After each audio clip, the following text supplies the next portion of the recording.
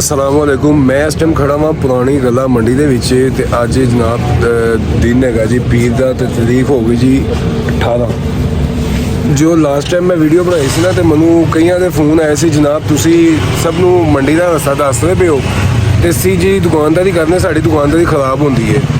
ਤੇ ਮੇਰਾ ਮਕਸਦ ਹੈਗਾ ਸੀ ਜਿਨ੍ਹਾਂ ਨੇ ਲੱਭੜ ਹੋਲਡ ਕੀਤਾ ਹੈ ਜਿਨ੍ਹਾਂ ਦਾ ਲੱਭੜ ਨਹੀਂ ਵਿਕਦਾ ਪਿਆ ਉਹ ਸਸਤਾ ਦਾਣਾ ਪਾ ਕੇ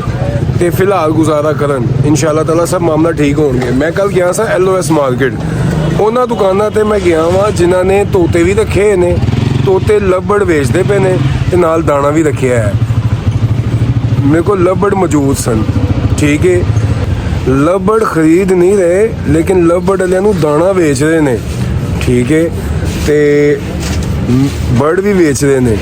हूँ मैं रेट इतने दसांगा शायद इतने फिर कोई वो आधी रात का वक्त है नशे के विच जो बंदा उठ के बोल पाता सी वो फिर ना इतने आई वे रेट मैं दसांगा तो फिर परेशान होगा कि किस रेट तो बेचते पे ने खरीद नहीं रहे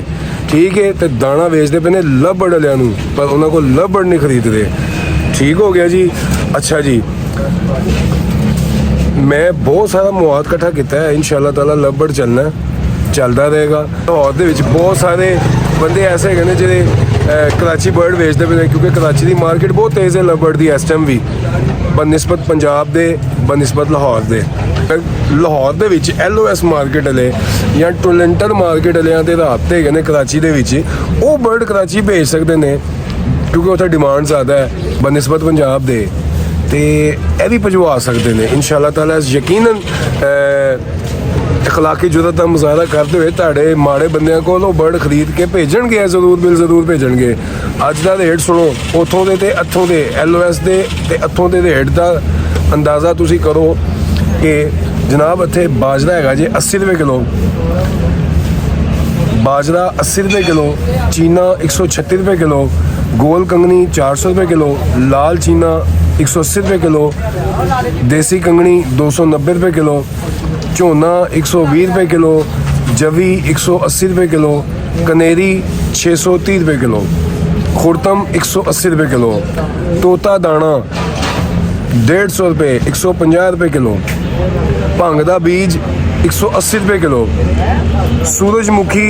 240 रुपये किलो। LOS मार्केट ਜਿਹੜੀਆਂ ਦੁਕਾਨਾਂ ਦੇ ਉੱਤੇ ਤੁਸੀਂ ਵੇਖਦੇ ਹੋ ਤੋਤੇ ਪਏ ਨੇ ਤੇ ਨਾਲ ਉਹ ਦਾਣਾ ਵੀ ਵੇਚਦੇ ਨੇ ਉਹਨਾਂ ਕੋਲ ਮੈਂ ਰੇਟ ਲੈ ਕੇ ਆਇਆ ਵਾਂ। ਇੱਕ ਬੰਦਾ ਉਤੋਂ ਦਾਣਾ ਖਰੀਦ ਕੇ ਆਇਆ ਬਾਅਦ ਤੇ ਉਹਨੇ ਪਰਚੀ ਫੜੀ ਸੀ ਐਸੇ ਤਰ੍ਹਾਂ ਅੱਜ ਮੈਂ ਪਰਚੀ ਫੜੀ ਮੈਂ ਉਹਦੀ ਤਸਵੀਰ ਲਾਈ ਖਾਸਤਾ ਕਿਸੇ ਦੁਕਾਨਦਾਰੀ ਨਹੀਂ ਖਰਾਬ ਕਰਨਾ ਚਾਹੁੰਦਾ ਮੈਂ ਤਾਂ ਸਿਰਫ ਰਿਕੁਐਸਟ ਕਰ ਰਿਹਾ ਹਾਂ LOS ਮਾਰਕੀਟ ਵਾਲਿਆਂ ਨੂੰ ਵੀ ਤੇ ਟੋਲੈਂਟਰ ਮਾਰਕੀਟ 'ਚ ਵੀ ਜਿਹੜੇ ਦਾਣਾ ਵੇਚਦੇ ਨੇ ਕਿ ਜਨਾਬ ਤੁਸੀਂ ਬਰਡਸ ਵੇਚਦੇ ਪਏ ਆਪਣੀ ਦੁਕਾਨਾਂ 'ਤੇ ਤੇ ਲੱਭੜ ਕਿਉਂ ਨਹੀਂ ਖਰੀਦਦੇ ਪਏ ਤੁਹਾਡੀ ਮਿਹਰਬਾਨੀ ਲੱਭੜ ਖਰੀਦੋ ਨਹੀਂ ਤੇ ਉਹਨਾਂ ਨੂੰ ਦਾਣਾ ਵੀ ਨਾ ਵੇਚੋ ठीक है। ਤੁਹਾਡੇ ਤੇ ਇਸ ਮੰਡੀ ਦੇ ਰੇਟ 'ਚ ਜ਼ਮੀਨ ਅਸਮਾਨ ਦਾ ਫਰਕ ਹੈ। ਤੋਤਾ ਦਾਣਾ ਇੱਥੇ 150 ਰੁਪਏ ਕਿਲੋ ਹੈ ਤੇ ਉੱਥੇ 200 ਰੁਪਏ ਕਿਲੋ ਹੈ। ਬਾਜਰਾ ਇੱਥੇ 80 ਰੁਪਏ ਕਿਲੋ ਹੈ ਉੱਥੇ 100 ਰੁਪਏ ਕਿਲੋ ਹੈ। ਬਹੁਤ ਜ਼ਿਆਦਾ ਡਿਫਰੈਂਸ ਹੈ ਰੇਟਾਂ ਦਾ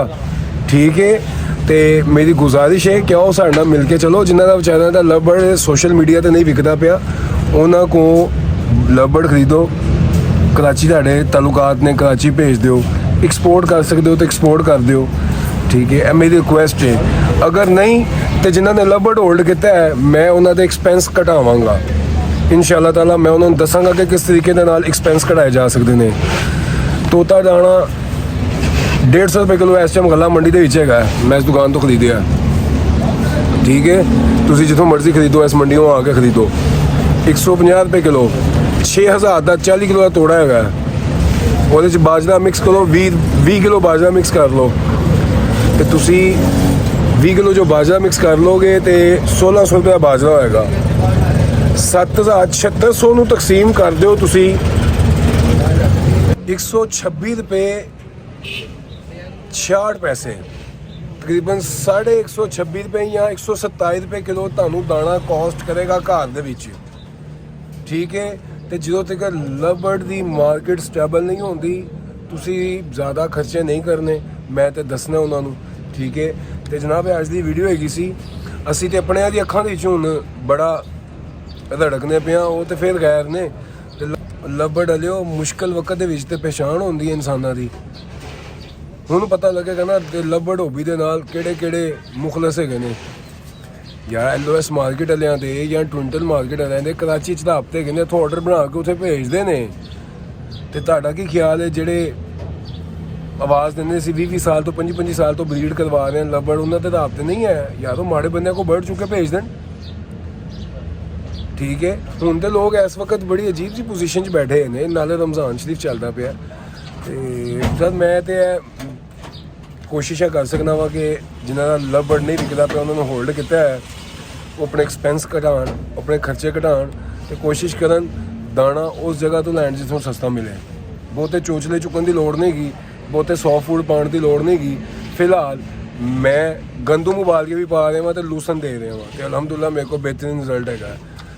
ਉਮੀਦ ਹੈ ਜੀ ਅੱਲਾਹ ਤਾਲਾ ਨੇ ਚਾहे तो ਲੱਭੜ ਦਾ ਕੰਮ ਚੱਲੇਗਾ ਤੇ ਭਰਪੂਰ ਚੱਲੇਗਾ, ਲੱਭੜ ਤੇ ਅਰੂਜ ਆਏਗਾ ਤਾਂ ਦੁਨੀਆ ਵੇਖੇਗੀ।